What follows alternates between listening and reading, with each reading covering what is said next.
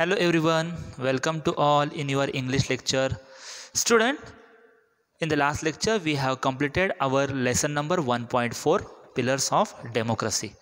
So dear student, in today's lecture we are going to discuss the brainstorming activities based on this lesson. So look at the first activity. State whether the following sentences are true or false and correct the false statements. म्हणजे खाली दिलेली वाक्य तुम्हाला true or false आहेत का ते सांगायचे आहेत आणि जर फॉल्स असेल तर ते सेंटेन्स तुम्हाला करेक्ट करायचं आहे. The first sentence is there is nothing wrong in being grateful to great man. So this sentence is true. The second sentence is hero worship leads a dictatorship. So this sentence is also true. Then the third is liberty cannot be divorced from equality. So the third sentence is also true. The next sentence is one man one vote and one vote one value. So this sentence is also true. But last sentence is fraternity means common sense. So this sentence is false. The correct statement is fraternity means a sense of common brotherhood. So this is the correct statement. So dear student, this is the first activity which we have discussed. Then second, in his speech Dr. B.R. Ambedkar has expressed his deep concern over the absence of two things in the then Indian society. Discuss with your partner and complete the web. विद्यार्थ्यांनो, ह्या वेबमध्ये आपल्याला असं दिलं की doctor Babasaheb आंबेडकरांनी आपल्या ह्या स्पीचमध्ये तत्कालीन भारतीय समाजात कोणत्या दोन गोष्टी नसल्याबद्दल सांगितलेलं आहे. Absence of two things in the then Indian society. म्हणजे त्या काळच्या भारतीय समाजामध्ये कोणत्या गोष्टी ॲब्सेंट होत्या, कोणत्या तत्व ॲब्सेंट होते. तर the first answer is social and economic equality. आणि the second is recognition of the principle of fraternity. म्हणजे फ्रॅटर्निटी या बंधुत्वाची ओळख आणि equality between economic and social activity. जे इक्वॅलिटी ह्यामध्ये पाहिजे, सोशल बॅलन्स पाहिजे होता किंवा इकॉनॉमिक बॅलन्स जो पाहिजे होता, इक्वॅलिटी सगळीकडे पाहिजे, समता पाहिजे होती, ती त्या काळामध्ये नव्हती. आणि फ्रॅटर्निटीचा अभाव म्हणजे बंधुत्व हे लोकांना त्याची ओळखच माहिती नव्हती. म्हणजे त्या शब्दच लोकांना, हे तत्व हे लोकांपर्यंत रुजलेलं नव्हतं. So these are the two things are absence in then Indian society. त्या काळातल्या तत्कालीन भारतामध्ये ह्या गोष्टी त्यामध्ये ॲब्सेन्स होत्या, म्हणजे त्यांची कमतरता होती. Then the next activity is doctor Babasaheb Ambedkar has cited the quotes by John Stuart Mills and Daniel O'Connell. So go through the lesson and write down the 4 to 5 lines for each of them. Doctor Babasaheb आंबेडकरांनी आपल्या भाषणामध्ये, आपल्या ह्या लेसनमध्ये John Stuart Mill and Daniel O'Connell ह्यांचा उल्लेख केलेला आहे. आणि त्यांच्या रिलेटेड त्यांनी कोणते त्यांचे तत्त्व मांडलेले आहेत किंवा कोणते स्टेटमेंट केलेले आहेत भारताच्या स्वातंत्र्य, डेमोक्रेसीबद्दल, डेमोक्रेसी कशी मेंटेन करायची याबद्दल कोणते सेंटेन्स मांडलेले आहेत ते तुम्हाला शोधायचे आहेत एक्स्ट्रॅक्टमध्ये आणि ते लिहायचे आहेत. So the answer is according to John Stuart Mills, he advocates not to lose liberty at any cost. कोणत्याही ह्याच्या कारणाशिवाय आपलं स्वातंत्र्य बहाल करायचं नाही, कुणाच्या चरणात आपलं स्वातंत्र्य बहाल करायचं नाही. Not for anybody else. कोणीही कितीही महान व्यक्ती असू द्या, त्याने कितीही चांगलं कार्य केलेलं असेल, so we do not lose our liberty. म्हणजे कोणत्याही सिच्युएशनमध्ये आपलं स्वातंत्र्य घाण ठेवायचं नाही. And according to John Stuart Mill also says that liberty is a precious gift got with a strenuous struggle and assured with constitution. Strenuous here म्हणजे खूप hard work आपण जे केलेलं आहे आणि खूप स्ट्रगल करून आपल्याला लिबर्टी मिळालेली आहे. It is a precious gift given by our जे आपले जे स्वातंत्र्य जे सैनिक होते किंवा स्वातंत्र्यासाठी ज्यांनी जे काम केलेलं होतं त्यांनी आपल्याला लिबर्टी मिळवून दिलेली आहे, स्वातंत्र्य मिळवून दिलेलं आहे. So it is a precious gift and it is not given any simple way. आपल्या एका सोप्या ह्याच्यातून ते मिळालं नाही. It is the hard work is behind that from this gift. आपल्या ह्या गिफ्ट मागे खूप मोठं कष्ट लोकांनी घेतलेलं आहे. So according to John Stuart Mills, we have to maintain our liberty, not to lay down any cost. आपल्या कोणत्याही कारणास्तव आपली लिबर्टी, आपली घाण ठेवायची नाही, कोणाच्या चरणात आपली बहाल करायची नाही. According to Irish patriot Daniel O'Connell, he says that chastity is important for woman. Chastity means purity. जशी वुमनसाठी प्युरिटी महत्त्वाची असते, पावित्र्य महत्त्वाचं असतं. ऑनर फॉर मॅन, माणसासाठी त्याचा स्वाभिमान महत्त्वाचा असतो. And freedom for nation, and नेशनसाठी फ्रीडम हे महत्त्वाचं असतं. So nothing is greater than these 3 principle in the life. So you have to focus on this 3 principles. म्हणजेच काय, स्त्रियांना पावित्र्य जसं महत्त्वाचं असतं, माणसांना पुरुषांना जसं स्वाभिमान महत्त्वाचा असतो, तसं आपल्या देशाला फ्रीडम महत्त्वाचा असतो. ह्या 3 प्रिन्सिपल कधीही आपल्या लाईफमधून वेगळ्या करायच्या नाहीत. So these are the 3 principle are greater than any kinds of life. आपल्या लाईफमध्ये ह्या 3 खूप हायस्ट लेवलवरती हे तत्त्व आहेत. ह्या तत्त्वाचा आपण अवलंब केला पाहिजे. So these are the statements given by the John Stuart Mills and Daniel O'Connell in our lesson. So you have to write the answer in your different way and also in your simple sentence also. तुम्ही वेगळ्या पद्धतीने पण इथं मांडू शकता. Then discuss with your partner and make a list of steps that you feel are essential to unite the people of different caste, race, religions and languages in India. It is a personal response question. So the meaning of this question is, भारतामध्ये विविध जाती आहेत, वंश आहेत, धर्माचे आणि भाषांचे लोकांना आपल्या संघटित करण्यासाठी कोणकोणत्या स्टेप्स आपण पुढे येऊन करू शकतो. म्हणजे आपल्याला लोकांना एकत्र करायचं आहे, संघटित करायचं आहे, युनाईट करायचं आहे सगळ्या बाबतीमध्ये, भाषेच्या बाबतीत, जातीच्या बाबतीत, धर्माच्या बाबतीत, अशा वेगवेगळ्या गोष्टीमध्ये. मग what are the steps you have to follow. तुम्ही कोणकोणत्या स्टेप्स तुम्ही सुचवू शकता की आपल्याला इक्वॅलिटी तयार करायची आहे, फ्रॅटर्निटी निर्माण करायची आहे, तर आपल्याला कोणकोणत्या गोष्टी आपण करू शकतो. The first thing is social equality as well as economic equality must be brought at the earliest possible. लवकरात लवकर आपण सगळ्यात महत्त्वाचं काय केलं पाहिजे, सोशल इक्वॅलिटी, समाजामध्ये समानता निर्माण आली पाहिजे आणि आर्थिक जी विषमता आहे ती समान केली पाहिजे. ही सगळ्यात महत्त्वाची गोष्ट केली पाहिजे.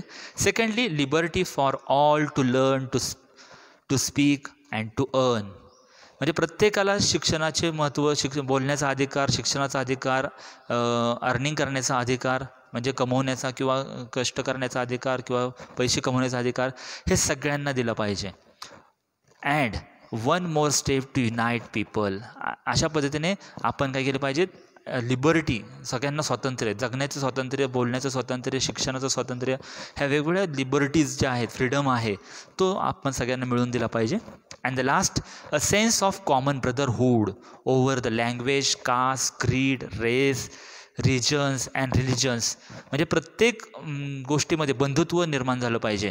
लँग्वेजमध्ये, कास्टमध्ये, क्रीडमध्ये, वंश असेल, जात असेल, भाषा असेल, धर्म असेल, रिलिजन्स असेल, प्रदेश असेल, हे जे प्रादेशिक सगळे वाद आहेत ते सगळ्याला एक आपण all are equals and we are all same brotherhood, अशा पद्धतीची लोकांमध्ये जाणीव निर्माण जर केली तर आपण युनाईट होऊ शकतो. You have to unity. आपण सगळ्यांना एकत्र करण्याचं काम आपण ह्यामधून करू शकतो. So this is the answer of this question. So you have to write in your different way and also your simple sentence. तुमच्या सिम्पल सेंटेन्समध्ये तुम्ही वेगळ्या अँगलने सुद्धा इथं उत्तर तुम्ही लिहू शकता. Then the next activity is complete the following table. It is related about vocabulary activity. So here are the some words are given in the table. So you have to find the words. What is the type of these words? and then you have to find out the synonyms of these words and also find out the antonyms of these given words. म्हणजे दिलेल्या शब्दाचं तुम्हाला काय करायचं आहे, त्याचा types शोधायचा आहे. The types are like verb, adjective, adverb, noun, त्यातलं कोणतं टाईप्स आहे.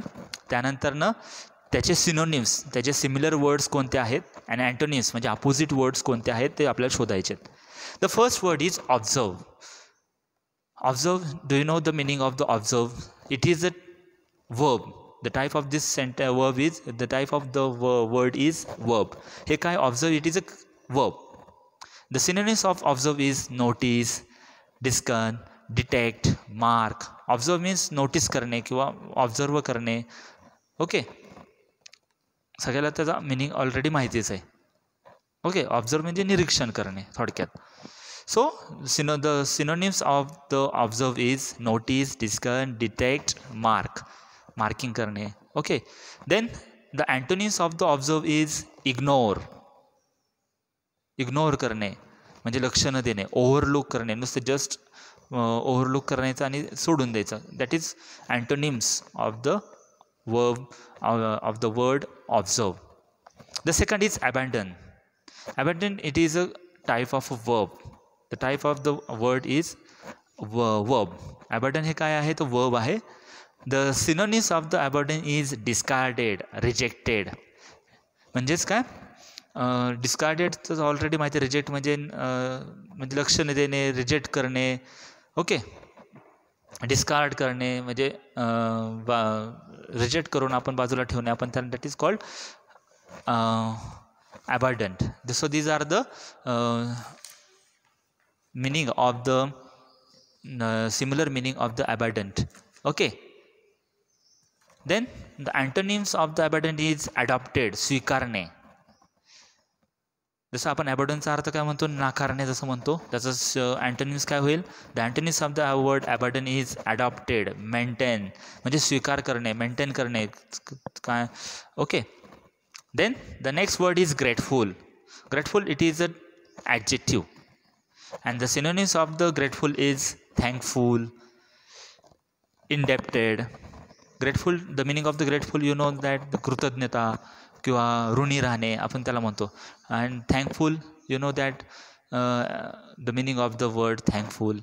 Indebted means एखाद्याचं ऋणी राहणे, तुझ्याचं आपण जे म्हणतो जे कृतज्ञता आहे किंवा ऋण व्यक्त करणे, that is called indebted. The antonyms of the grateful is thankless, rude.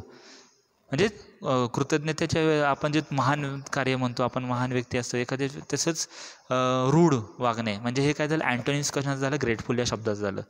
Then the fourth word is initiative. It is a noun. The similar word of the initiative is action, drive, leadership. Okay, initiative means पुढाकार करणे, पुढाकार घेणे, action मध्ये असणे म्हणजे. Okay, so म्हणजे leadership करणे. This is also similar word. Okay, the antonyms of the initiative is lethargy. Lethargy means एखाद्याचा मध्ये एखाद्याचं काय आपण म्हणू शकतो, सुस्ती असणे, ग्लानी असणे किंवा एखाद्याचा उत्सवाचा अभाव असणे, लॅक ऑफ हॅपीनेस असं आपण त्याला म्हणू शकतो. किंवा ॲपॅथी. ॲपॅथी मीन्स उदासीनता असणे, उदासीनतेचा अभाव असणे, that is called apathy. Okay, so the next word is peril. Peril, it is a noun. The similar word of the peril is hazard, jeopardy, pitfall. Peril, peril means danger, धोका असणे. The hazard means संकट किंवा धोका. Jeopardy, it also means जोखीम पत्करणे, जोखीम. Pitfall means अनपेक्षितपणे असणारा एखादं संकट. Okay, and then the antonyms of the peril is protection, security, म्हणजे एखाद्याला संरक्षण देणे. Okay, that is called antonyms of the peril. Then the next is separation. Separation, it is a noun. The synonyms of the separation is partition, departure. So separation, you know that the meaning of the separation, वेगळे करणे, विभक्त करणे. Then the antonyms of union, attachment. So these are the antonyms of separation. So you have to find out the another similar words of the given words and also antonyms of the given words. तुम्ही अजून वेगळ्या पद्धतीने similar word शोधू शकता, त्याचे antonyms पण वेगळे असतील, तुम्हाला सापडले असतील तुम्ही ते लिहू शकता. Then the next activity is homograph. Here the homograph means it is a word spelled and pronounced like another word but with a different meaning. Homograph म्हणजे काय, स्पेलिंग सेम असतं परंतु त्याचा मिनिंग हा वेगळा असतो. That is called homograph. So look at the example. The word fast has two meanings and different meanings are like fast. बघा इथं फास्ट या शब्दाचे वेगवेगळे मिनिंग दिलेले आहेत. होल्ड फर्मली म्हणजे घट्ट धरणे. Fast to abstain from food, fast म्हणजे उपवास करणे, आपण अन्नाचा त्याग करणे आपण म्हणतो. Fast it is a opposite word of a slow, म्हणजे स्लो ह्याचा अपोजिट वर्ड काय आहे, fast. So here is the activity. Go through the text again and make a list of the meaning of all the homographs that are found in the text, and also make a list such a word that you know, heard and read somewhere. Okay, तर तुम्हाला काय करायचं आहे की टेक्स्टमध्ये आपल्या लेसनमध्ये असे कोणकोणते वर्ड्स आहेत की त्याचा डिफरंट मिनिंग दिलेला आहे ते आपल्याला शोधायचं आहे. म्हणजे वर्ड सेम आहे पण त्याचे मिनिंग वेगवेगळ्या पद्धतीने आपल्याला दिलेले असतील, ते आपल्याला त्याचे शोधायचे आहेत. So here are the some examples. The first is form. It is a visible shape of a thing. It is a kind of a form. Visible shape आपण म्हणू शकतो, एखादी दिसणारी जी कृती असते एखाद्या वस्तूची, that is called form. It is a forming like, okay. And then the another meaning of the form is it is a document with information. आपण जे फिलअप करतो, फॉर्म एखादा भरतो, that is called also form. So these are the two meaning of the form. So this is the homograph. Then the second is left. Left is related to the side. Left म्हणजे आपण एक side indicate करण्यासाठी one वापरतो, एखादी side सांगण्यासाठी, direction सांगण्यासाठी. And then second is left. It is a past tense of a leave. So these are the two different meanings of the one word left. So एकाच वर्डचे आपल्याला दोन वेगवेगळे मिनिंग सापडतात. That is called homograph. Then the next word is deal. It is a commercial activity or trading. Commercial म्हणजे कॉमर्सच्या व्यापाराच्या ह्याच्यामध्ये आपण एखादी डील करतो, that is called deal. Then the deal is a distributing cards in order. एखादं card distribute करणे ऑर्डरप्रमाणे, आपण जे म्हणतो ऑर्डरप्रमाणे डील करणे, तशा that is called deal. Then the next word is second. It is a numerically following in the first. Is a numerical things, म्हणजे एखाद्या नंबरमध्ये आपण तो वर्ड वापरला जातो, that is called second. And also the another meaning of the word second is unit for measuring time. एखाद्या time measure करण्यासाठी किंवा अदर मेजरिंग करण्यासाठी आपण वापरतो ते second. Then next word is feet. It is a base for legs. फीटचा meaning काय, आपल्या जे पायाचा जो बेस असतो, that is called feet. And the another meaning of the feet is unit of measuring length. एखादी लेंथ मोजण्यासाठी, लांबी मोजण्यासाठी जो आपण वापर करतो, जे मेजरिंग वापरतो, जे मापन वापरतो, that is called feet. So these are the different homographs, examples of homographs. So you have to find more and more example in our textbook, in our lesson, and write it in your notebook. So dear student, in today's lecture we have completed the brainstorming activities on the lesson 1.4 Pillars of Democracy. So you have to write all the activities in your notebook. So thank you so much.